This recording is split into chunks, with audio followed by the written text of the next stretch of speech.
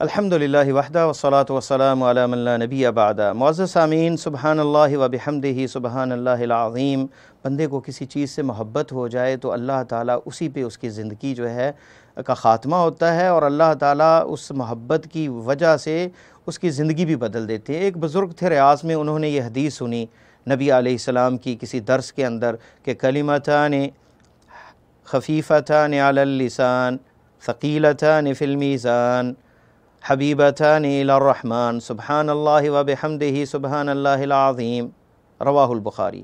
کہ دو کلمات ہیں جو رب کو، جو زبان پر بڑے ہلکے ہیں، میزان میں بڑے بھاری ہیں اور رب کو بڑے پسند ہیں۔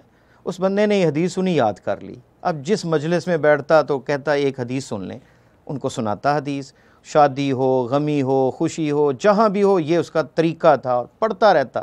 سبحان اللہ و بحمدہ، پاک ہے وہ اللہ تعالیٰ اپنی تعریف کے ساتھ، سبحان اللہ، پاک ہے وہ اللہ العظیم، عظمت والا۔ تو یہ وہ تسبیح دل سے جب بندہ کرے اور محبت ہو جائے تو یہ اس کی روٹین تھی۔ ایک دفعہ بیمار ہوئے وہ بزرگ اور کومے میں چلے گئے، بے ہوش ہو گئے، ICU میں داخل ہیں۔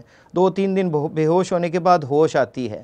ڈاکٹر قریب چیک اپ کر رہا تھا تو ڈاکٹر کو دیکھا تو کہا ڈاکٹر تمہیں ایک حدیث نہ سناؤں میں؟ تو ڈاکٹر نے کہا سنائیں۔ بزرگ ہوش میں آئے اور کہا کلمتان خفیفتان علی اللسان ثقیلتان فی المیزان حبیبتان الی الرحمن۔ دو ایسے کلمات ہیں، زبان پہ بڑے ہلکے ہیں، میزان میں بڑے بھاری ہیں، اور اللہ کے ہاں بڑے پسندیدہ ہیں وہ کلمات، بڑے حبیب ہیں۔ سبحان اللہ و بحمدہ سبحان اللہ العظیم۔ یہ دو جملے کہے، یہ حدیث سنائی اور بابا جی کی روح پرواز کر گئی۔ دیکھیں اللہ تعالیٰ پھر خاتمہ بھی بندے کا اس چیز پہ کرتا ہے جس کے ساتھ محبت ہو۔ تو اس لیے بندہ کسی چیز سے محبت کر لے، نماز سے محبت ہو، اللہ کی طرف دعوت دینے سے محبت ہو، تو اللہ خاتمہ بھی اسی چیز پہ بندے کا کرتے ہیں۔ تو بندے کی روح پرواز ہوگی، اور آخری کلمات وہ تھے جو رحمان کو بڑے پسند ہیں، میزان میں بڑے بھاری ہیں اور زبان پر بڑے ہلکے ہیں۔ تو اللہ تعالیٰ نے موت بھی اس بزرگ کو انہی کلمات پہ دی۔